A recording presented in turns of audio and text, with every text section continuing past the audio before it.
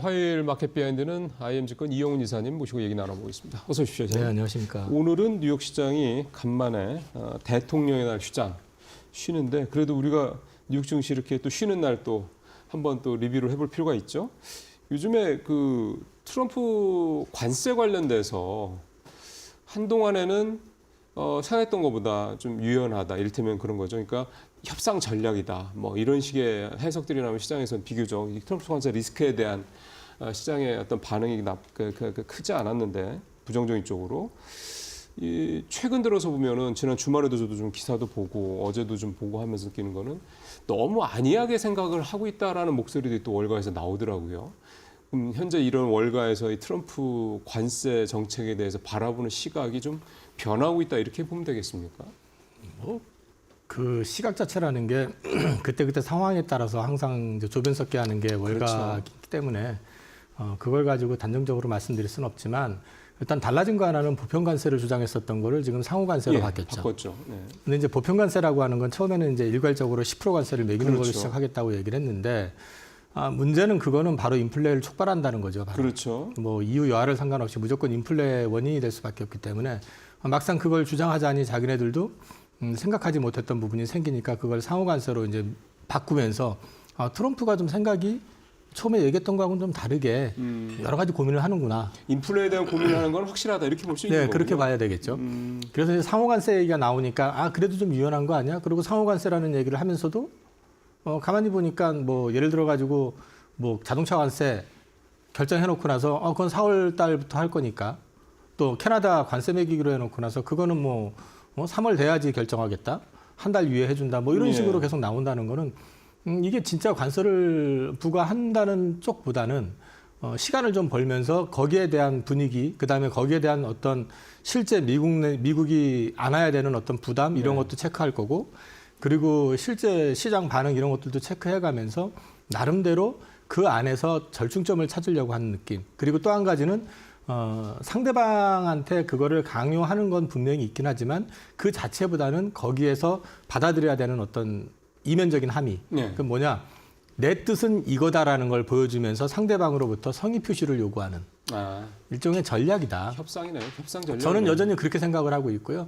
월가가 지금 좀 그런 부분에서 경계감을 느끼는 거는 갑자기 인플레에 관련된 지표들이 확 올라왔죠. 맞아요. 네. 그러니까 인플레 관련된 지표들이 확 올라왔는데 지금 또 이번에 자동차 관세 그 미 하원 의장 되시는 분께서는 자동차는 제외될 수도 있다고 얘기를 해놨는데 트럼프 대통령이 바로 4월 달에 바로 진행할 거다. 4월 이후부터 할 거다라는 식으로 얘기를 해버렸기 때문에 이거 진짜인가 보다 이제 이렇게 되는 거죠, 지금은. 근데 이제 그런 것들은 결국에는 미국의 어떤 경제 지표 자체가 좀 부담스러워지고 그다음에 또 거기에 따라 가지고 또 트럼프 대통령이 한 센 발언 같은 거 한번 해주게 되면 또 경계감을 갖는 그 일반적인 패턴으로 저는 보고 있고요.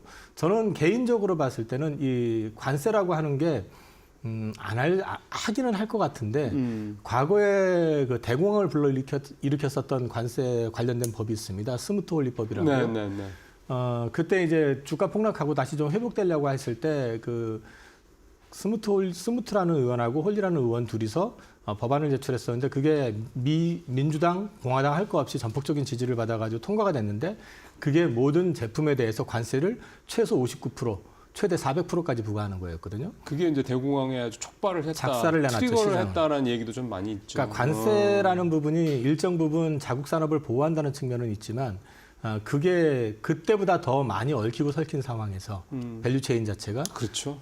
그게 생각처럼 뭐 지른다고 해가지고 되는 건 아니라는 거죠. 당장에 지금 자동차만 하더라도 캐나다하고 멕시코 쪽에 관세를 매기겠다라고 했을 때 처음에는 자동차만 가지고 얘기했을 땐 포드에서는 적극 찬성을 했었습니다. 근데 갑자기 캐나다, 멕시코 쪽에 철강 쪽을 갖다가 관세를 매기겠다고 그랬더니 이러면 다 죽는다고 포드에서 또 반발을 했어요. 그렇죠. 왜냐하면 그게 그쪽 관련된 부품이나 원자재 같은 쪽은 다 또 그쪽에다 공장을 두고서 그쪽에서 소싱을 하기 때문에 그런 거거든요. 그렇기 때문에 이게 아마도 제가 보기엔 트럼프 대통령이 대통령 되기 전에 팀을 구성을 했었을 때 모든 산업을 디테일하게 봐가면서 관세를 구성하지는 않았을 거예요. 그렇겠죠. 그런 부분들을 놓고 봤을 때 그 부분을 화두를 던졌을 때 시장에서 파생되는 어떤 위험 이런 것들을 이제 감안하고 대신에 상대방한테 내가 원하는 건 뭐다. 예를 들어가지고 TSMC에다가 자꾸 압박 넣고 뭐 대만에서 나는 반도체를 가져오고 싶다. 뭐 인텔 가져올- 지분 인수하라는 얘기도 계속 나온다면서요. 가져올 방법이 있어요? 그렇죠. 좀 심하게 얘기해서 TSMC에다 관세 100% 부과한다고 하면은 뭐 TSMC가 손해 보는 게 뭐가 있어요? 하나도 자기네들이 없죠. 뒤집어 쓰는 거. 다 가격 전가할 거니까. 그러니까 실제로 원하는 거는 니들이 지분 투자하고 기술 좀 넘겨줘 이거거든요. 그렇죠. 그러니까 이제 그런 어떤 협상 전략의 일환으로 저는 이제 지켜보고 있기 때문에 월가의 시각은 자기네들 경제 지표에 따라서 네. 좀 조변석게 하는 거기 때문에 그거를 뭐 무시하라는 말씀은 아니지만 그게 갑자기 바뀌었다고 그래가지고 그들의 시각이 바뀐 건 아니라고 봅니다. 결국은 자기들이 원하는 거를 받아내기 위한 협상 전략이라고 보시는 거고 지금 대공황 전에 스무트 홀리법 말씀하셨는데 2018년도 때 트럼프 일기 때 그때 왜 그 관세 정책 이렇게 내면서 어쨌든 그 해에는 주가가 별로 안 좋았잖아요. 나중에는 좀 회복이 됐다고 하는데 그때와 대자비까지는 역시 또 아니다 이렇게 보세요. 그때도 관세 부과한다 뭐한다 큰 소리만 쳤지 사실은 생각처럼 크게 부과된 거 없었어요. 맞아요. 우리나라 같은 경우도 뭐 자동차부터 시작을 해가지고 많은 부분에서 관세를 매기겠다고 했지만 결과적으로는 실제로 된 거는 거의 없었거든요. 그렇죠. 그러니까 이제 대신에 우리나라가 이제 양보하게 되거나 뭐 이런 것들은 있었잖아요. 결국에는 이제 한국 같은 경우도 준비를 좀 철저히 해야 되는데 그게 좀 걱정은 돼요. 지금 이제 구심점이 없는 상황이다 보니까 과연 이게 어느 정도 준비가 되고 있는지 사실 이건 경제관료 쪽에서 충분히 준비를 좀 해놔야 될 부분인데 이를테면은 지금 미국이 지금 우리나라로부터 가장 절실하게 필요로 하고 있는 산업에 대한 부분들 이런 걸 하나의 하나의 이제 그 협상용 도구로 내놓을 수 지렛대로 삼는 있고요. 거죠. 예, 지렛대로 삼아서 이제 협상을 할 수도 있는 부분이 있고 또 트럼프 입장에서는 특별히 좋아할 내용은 아니지만은 그간에 우리가 미국에 들어가 가지고 투자했었던 부분들에 대한 거 그리고 우리 수출입에서 수출이 많았었던 부분의 일정 부분은 거기 투자와 관련된 거다라는 것도 어필도 좀 할 사실 필요가 그게 있고 그렇잖아요. 예. 틀린 이제 말이 그런 아니니까. 것들을 좀 어필을 해 나가면서 또 트럼프의 입맛에 맞춰준다 그러면 LNG 수입에 대한 부분이라든지 좀 늘리고. 네, 그다음에 이제 방위비 늘리라고 그러면은 주둔 비용을 늘려주는 것보다는 첨단 무기 사주면 되는 거고 뭐 예, 네. 그렇죠. 예. 그런 식으로 해가지고 우리 나름대로 네. 대응책을 좀 가져가면서 협상의 전술을 좀 활용을 하면은 생각처럼 또 그렇게 심각하지 않을 수도 있다. 그 지금 보면은 오히려 2018년도보다 지금 우리가 트럼프 대통령이나 트럼프 대통령이 추구하는 어떤 정책 방향에 이렇게 뭐 도움이 될 수 있는 예를 들면 뭐 대표적인 게 조선 쪽 그래서 계속 잘 나가기도 합니다만 그게 그때보다 오히려 나은 게 아닌가 반도체도 사실 그렇고요 그런 생각도 좀 들어서 또 지금 그때보다는 중국이 훨씬 더 그런 첨단 분야 쪽에 추격 그 수준이 굉장히 좀 높아졌고 그런 부분들을 봤을 땐 좀 말씀하신 대로 좀 우리가 너무 이렇게 소극적으로 약자 입장에서 이렇게 뭐 살려달라 이런 식으로 그렇게 막 구애하거나 너무 매달릴 필요는 없지 않을까 그런 생각도 좀 드네요. 지금 그렇게까지 매달릴 필요는 없을 것 같아요. 저는. 근데 이제 그 또 상대방의 기분을 상해가게 할 그렇죠. 것까지는 아니니까 네, 이제 맞는 그런 건 말씀. 염두에 두시더라도 네. 중국을 배제하고 첨단 산업에서 미국이 어떤 부활을 하거나 아니면 앞서 나가기 위해서는 결국은 도움을 필요로 하는 데는 제조 강국인 한국하고 그렇죠. 그다음에 또 일본이나 이런 뭐 쪽 그 정도잖아요. 도움이 네. 좀 필요하기 때문에 그 부분을 최대한 지렛대로 좀 활용을 한다면은 네. 우리가 생각하는 것처럼 아주 어려운 상황이 연출될 가능성은 저는 그렇게 제한적이라고 봅니다. 맞는 말씀입니다. 예, 우리 시장 얘기 이제 다시 좀 이제 들어가 보겠습니다. 아무래도 이제 오늘 뉴욕 시장 안 열리다 보니까 우리 시장 얘기를 조금 더 좀 들어가 볼 텐데요. 일단 우리 시장 좋습니다. 코스피 어제 2,600선 회복했고 석 달 만이고. 지난번에도 말씀하셨을 때 수급을 잘 봐야 된다. 그래서 뭐 신용거래 잔고라든가 그 고객 인터넷 같은 거 추이를 잘 봐야 된다 말씀을 하시는데 거래대금도 10조 지난주인가요? 12조까지도 가고 그러더라고요. 그러니까 뭔가 분위기가 좀 이렇게 쭉 올라가는 것 같긴 한데 어떻게 보고 계세요? 좀 냉정하게 보실 것 같긴 한데. 지난번부터 계속 말씀드렸지만은 이제 작년부터 말씀드렸죠. 그렇죠. 스마트머니의 유입 가능성에 대해서 그래서 신용잔고가 계속 바닥까지 떨어졌는데 그게 돌아서는 거를 네. 지켜봐야 된다. 그러면은 장이 괜찮을 거다. 근데 보시면은 이제 코스피하고 코스닥 신용잔고 늘어나는 거 한번 보십시오. 좀 예, 화면에 나오네요. 굉장히 크게 늘어났잖아요. 코스닥이 더 가파르네요. 그러니까 지금 코스닥 쪽이 개별 종목들이 굉장히 강하게 이제 움직이는 거죠. 이런 그림이 나오는 데다가 지금 고객예탁금이 54조 원입니다. 작년 연말에 49조였거든요. 네네네. 그러면 이게 전체 시장을 들어올릴 정도의 규모는 아니지만 시장 내에서 순환매 형식으로 해가지고 종목장이 계속 이어질 수 있는 여건은 만들어져 있다는 거죠. 그렇죠. 이런 부분들을 놓고 봤을 때는 뭐 지금 현재 증시 흐름 자체가 긍정적일 수밖에 없는 그림이고, 여기에 더해가지고 지금 우리나라뿐만 아니라 이제 유럽이라든지 일본이라든지 중국 같은 경우 보시면 특히 최근에 되게 증시가 괜찮아요. 네. 중국의 항생테크 같은 경우 보시면 많이 굉장히 올랐어요. 좋죠. 네. 그죠? 두 자릿수 이상 올랐더라고요. 그러면 이런 부분들이 왜 작년하고 다르게 나타나느냐를 이제 보시면 네. 미국 일변 들어가다 보니까 미국의 빅테크들이 밸류에이션에 대한 부담을 좀 느끼고 있는 상황이고, 네. 그다음에 또 어찌됐든 간에 결과적으로 봤을 때는 지금 트럼프 행정부가 옛날처럼 약달러를 강제하거나 그러지는 못할 것 같은데, 제가 보기에는 지금 그 예. 인플레가 적어도 잡히기 전까지는. 근데 이제 어찌됐든 지금 그런 어떤 부담을 좀 느끼고 있다 보니까 돈들이 미국 일변 들어가던 것들이 지금 좀 분산되고 있는 느낌이 네. 있다. 그래서 이제 그런 부분들의 일환으로 한국을 놓고 본다 그러면 지금 2,600이면은 PBR 0.85배, 0.9배가 조금 안 될 거거든요. 예. 밸류에이션 상으로도 크게 부담은 없다. 그렇죠. 네, 그런 맥락에서 봤을 때 여전히 뭐 저는 지수보단 계속해서 종목을 좀 찾아보시는 게 좋다. 그리고 지수보단 종목을 찾는다고 해서 중소형주를 보시라는 게 아니라 시가총액 10조 넘어가는 것도 한순간입니다. 지금은. 왜 그러냐면 전체 시장이 올라가는 게 아니라 특정 섹터를 맞아요. 몰려버리기 자금이 때문에. 확 몰려버리면 그렇게 될 수 있는 거죠. 그래서 지금 그런 흐름의 대표적이었던 게 이제 조선주가 그랬었고요. 그렇죠. 그렇죠. 방산주도 그렇죠. 네. 그다음에 지난주에는 원자력 관련주가 그랬습니다. 그러니까 이제 이런 부분들을 계속해가지고 좀 사전에 미리 좀 점검을 해보시면 기회는 계속 나올 것 같아요. 그러니까 종목 장세라서 우리가 예전처럼 그 뭐 소위 말하는 뭐 몇천 원, 뭐 1, 2만 원짜리 소위 말하는 잡주 같은 그런 식으로 변동성 큰 종목에 휘둘릴 필요 말고 큰 종목 중에서도 그렇게 뭔가 모멘텀이 확실하게 있는 종목들 그러니까 필요가 뭐 있다. 작은 주식에서 시세 분출 엄청난 것도 있긴 한데 그거 이제 반대 리스크가 있으니까. 찾기 어렵잖아요, 그런 건 정말. 예, 그거는 사실은 좀 싸게 잘 잡으면 몰라도 고점에서 잡아놓으면 잠을 못 잘 테니까 그거보다는 좀 등치가 있으면서도 예, 전체 실적도 흐름하고 있고. 맞는 것들, 맞습니다. 실적도 좀 되고 네. 뭐 이런 업황이 앞으로 기대가 되는 쪽에서 찾아보시면 기회는 계속 있습니다. 그러니까 요즘에는 말씀하신 그런 부분들이 좀 그 남의 나라 얘기 같지 않고 실제로 되는 게 진짜 조선주, 방산주 같은 경우는 덩치도 있고 실적도 좋고 그다음에 모멘텀도 계속 나오고 이런 게 있으니까 주가가 올라가는 게 충분히 좀 납득이 가는 거죠. 계속 올라가더라도 뭐 그 얘기는 잠시 후에 좀 따로 또 여쭤보도록 하고요. 수급 하나만 더 여쭤보면 지금은 수급이 외국인도 아니고 개인도 아니고 기관 수급입니다. 연기금이 특히 뭐 올 들어서 매일 좀 순매수를 하고 있는 상황이고 기관 중심의 수급을 이걸 어떻게 해석을 해봐야 될까요? 일단 연기금 수급은요, 이제 그 투자 비율을 채우기 위해서는 아직도 한 6조에서 7조 정도는 더 사야 됩니다. 그렇기 때문에 연기금 건은 뭐 일시적인 것보다는 좀 이어질 가능성이 있는 수급이다라고 말씀을 드릴 수 예. 있고, 기관 수급의 상당 부분은 프로그램입니다. 그래서 뭐그 부분을 너무 크게 기대할 건 아니고, 최근에 보시면 외국인들은 계속해서 좀 파는 분위기예요. 그렇죠. 그걸 갖다가 이제 선물하고 연계를 좀 시켜서 이제 뒤집어 놓고 얘기를 하면은 우리는 좀 반대급부로 좀 매수하는 그런 측면들도 있기 때문에 네. 기관 쪽에서는 제가 계속 방송 나갈 때마다 말씀드리는 건데, 다른 거 보시지 말고 연기금 쪽에서 집중적으로 매수하는 종목들에 대해서 연기금 매수 종목. 네, 관심을 가져보시라 말씀드리고 있습니다. 예, 사실은 이게 지금 앞에서 말씀드렸던 조선 방산이나 이런 뭐 원전이나 이렇게 확실한 실적과 테마, 특히 수출 쪽에 뭔가 그런 환율 상황을 봤을 때 수출 쪽에 좀 그 비중이 있는 회사들 같은 경우 대부분 또 기금을 비롯한 기관들이 계속 사고 있습니다. 외국인도 좀 사고 있고 이런 부분들은 확실히 수급이 뒷받침되고 있다는 점은 뭐 명확한 것 같고요. 삼성전자 얘기도 좀 여쭤보겠습니다.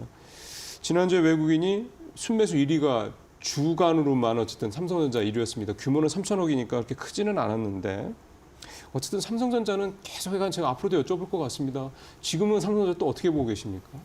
지난주 1등이었었던 거는 그 삼성생명하고 화재가 매각했었던 거 블록딜로 받아서 그랬던 거죠. 그러니까 이제 그거를 뭐 크게 의미를 둘 거는 아니고요. 그러네요. 대신에 이제 그 물량이 어떻게 소화가 되는지를 봐야 되는데, 그 블록딜 당일날 주가 흐름을 보니까 저는 개인적으로 할인율 자체가 2% 내외였던 것 같다. 어느 정도 수준으로 봐야 되는 거예요? 좋은 거예요? 나쁜 거예요? 2%면은 되게 양호한 거죠. 양호한 왜냐면은 거예요? 보통 블록딜 삼성전자 같은 주식 487만 주, 500만 주 되는 걸 갖다가 하게 되면 일반 주식일 경우에는 아무리 잘 받아도 5%고 안 좋게 보면 10%까지도 할인율을 적용을 그러니까 하거든요. 그 현재 시가에 비해서 예. 그럼 많이 깎을 수 있구나. 그런데 이거는 물량이 크니까요. 근데 이제 음. 뭐 2% 같으면 굉장히 양호하게 받은 거라고 그럼 볼 수 시장에서 있죠. 평가를 제대로 잘 해줬다 이런 얘기. 시장에서 기대감이 그만큼 있다. 높다라고 볼 수 있는 거죠. 음. 그리고 이제 삼성전자는 제가 이제 약간 뷰를 긍정적으로 바꾸기는 했지만 한 가지 염두에 두셔야 되는 거는 그때 제가 그 말씀을 드렸던 것 같은데 그 삼성전자 자체의 어떤 능력이나 어떤 성과물에 의해 가지고 좋아지는 그림이 아니라 레거시 쪽이 좋아지면서 그러니까 중국의 그 이관신 정책에 의해 가지고 예, 그 레거시 말씀하셨죠. 쪽이 이제 재고 소진이 좀 빨라지게 되고 예. 그러면서 반도체 사이클이 생각보다 빨리 돌아설 것 같다. 그게 일단 삼성전자의 트리거가 된 거고 네. 그 외에 HBM이라든지 그 파운드리 쪽에서는 사실 기사는 좋은 기사들이 많이 나오지만 그건 우리가 작년에도 계속 봤던 기사들이거든요. 실질적으로 좋아지는 그러니까, 건 없다. 이쪽에서는 사실 아직까지는 아직도, 네. 구체화되는 건 없다. 이제 어저께 보니까 전영현 부회장이 진수랑 젠수랑을 만난다고 만났다. 그러대요. 예. 그리고 이제 만난 내용이 보면 이제 8단 승인과 관련된 얘기 같다. 그리고 이제 기사를 또 보니까 나온 거에는 2분기 중에는 또 납품이 될 것 같다. 근데 이제 뭐 그건 작년부터 계속 했던 얘기니까 예. 이렇게 되면 거의 1년이 지연되는 거예요. 뭐 돌고 돌아 1년 되는 거죠. 예. 그러니까 이제 어찌 됐든 근데 지금 분위기 상황으로는 지금 엔비디아 쪽에서도 설계 쪽 관련된 것까지 같이 지원을 하면서 협업을 하고 있다고 하니까 예, 설계병도 한다고 또 기사도 예, 예, 나왔고. 그렇다고 보면은 똑같은 짓을 계속해서 반복하지는 않지 않을까 하는 기대감을 저는 하고 있고요. 그게 네. 돼준다 그러면 삼성전자가 바닥을 확인하고 돌아서서 이달 말쯤 이관신 정책보다 더 이제 강한 경기부양책, 내수부양책이 나와주고 거기에 뭐 3월 어느 시점에서 퀄통과 얘기가 나오면서 납품이 된다고 하면은 삼성전자 주가는 뭐 그 돌아서는 정도가 그림은 모멘텀이 나오지 될 수 않겠나. 있다는 말씀이신 네네, 거죠? 그렇게 예. 지금 기대를 하고 있습니다. 예. 삼성전자는 지금 말씀하신 대로 아직 이제 100% 확실한 쪽으로 이제 판단이 나온 건 아니지만 분위기가 작년보다는 좀 다른 것 같다라는 말씀을 좀 계속 일단 해주시겠다라는 거 한번 참고를 하시길 바라겠습니다. 사실 또 삼성전자 수급도 과거 보니까 외국인이 팔아도 작년처럼 그렇게 하면 또 많이 팔지는 않더라고요. 수급적인 측면은 조금 개선이 되고 있다 이런 부분도 있습니다. 이렇게 되면은 삼성전자 이렇게 혹시 올해 삼성전자 이렇게 나간다 그러면 SK 하이닉스나 SK 하이닉스 향 그런 서플라이 체인에 있는 회사들은 좀 작년과 같지는 않을 수도 있지 않을까 싶네요. 주가 상승폭 자체는 좀 완만할 것 같고요, 저는요.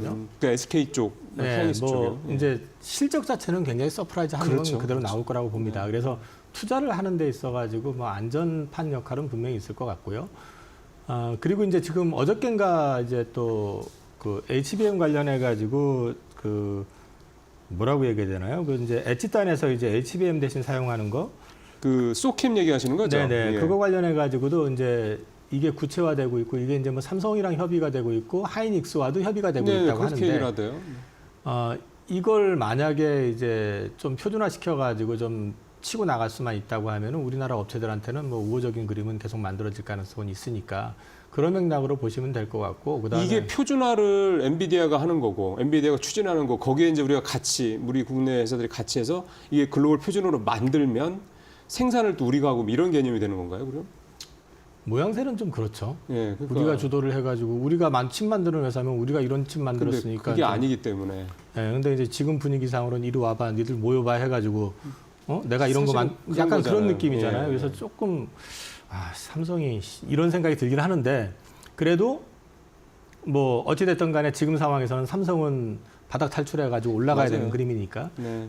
이제 그런 것들까지 이제 맞물려서 놓고 얘기한다고 그러면은 뭐, 분위기 자체는 나쁘지 않을 나쁘지 것 같다. 않다. 네. 그러면은 거기서 지금 나오는 게 기판 관련된 회사들이 최근에 주가가 급등을 했는데 그럼 그것도 너무 그냥 막연한 테마성으로만 볼 필요는 없다 이렇게 보면 됩니까? 그게 좀 섞여 있는데요. 보니까 이제 CXL 얘기가 나오고 있는 게 그렇죠. 있고, 그렇게 같이 뭐 이렇게 막 있더라고요. 섞여 있는데 예. 제가 지난주에 다른 채널에서 얘기했는데 CXL은 그냥 보조 기술이지 그게 제2의 HBM 이런 거하고는 좀 상관없다. 좀 풀려진 느낌이 있어요. 약간 좀 그래서 저는 이제 그거는 좀 그런데 지금 이제 소킴 같은 경우는 이게 표준화가 된다고 했을 경우에는 이게 이제 앞으로 엣지단에서 이제 활용이 되는 걸 감안해서 놓고 보면은 가능성 충분하다. 그래서 그거에 대한 기대감은 가져갈 수 있을 것 같다. 그럼 일단 소캠에 대해서는 이사님께서 보시기에는 이거는 지금 이 관련돼서 뭐 이게 또 차세대 그러니까 넥스트 뭐 HBM 얘기 뭐 이런 식으로 또 이제 언론에서 나오는데 뭐 그런 얘기를 차치하고 요거는 만약에 표준화 모델로 글로벌하게 잡히면 이거는 여파가 생산량이라든가 시장 사이즈는 규모가 좀 될 것 같습니다. 그러면 좀 얘가 좀 달라지는 거죠. 소캠 쪽은 좀 관심 있게 좀 지켜보실 필요가 있을 것 같습니다. 하나 에어로스페이스 하나만 더 여쭤보겠습니다. 짧게. 이거 이렇게 가는데 어떻게 하면 좋습니까? 그냥 바라만 보면 됩니까? 아니면은 눌림목에서 지금 따라 들어갑니까? 저도 닭 쫓던 개가 돼버렸거든요. 근데 말씀을 드리는 거는 하나 에어로스페이스 갖고 있는 거 그나마 갖고 있는 거 다 정리했는데 정리하고 나니까 상상 이상의 실적이 나와버렸어요. 그렇죠, 근데 그렇죠. 그거는 작년까지는 예상하지 못했었던 부분이었었기 때문에 저도 사실 좀 놀랬고 그렇기는 한데 지금 이제 저는 지금 이렇게 생각합니다. 하나 에어로스페이스 주가 밸류를 보니까 올해 예상이 지금 예상 실적 기준으로 봤을 때 17배 정도 나오더라고요.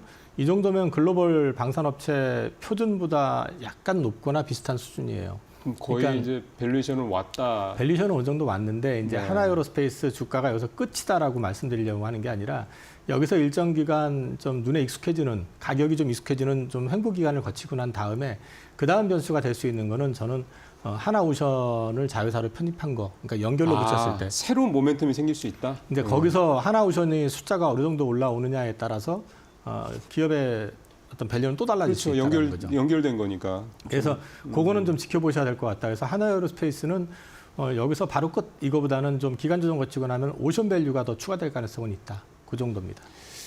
참 모멘텀이 끊임이 없습니다. 사실 그거를 또 하나 그룹 차원에서도 잘 이렇게 좀 메이드를 하고 있는 거겠죠. 네, 오늘 이용훈 이사님과 함께 시장 얘기 좀 살펴봤습니다. 이사님 말씀 잘 들었습니다.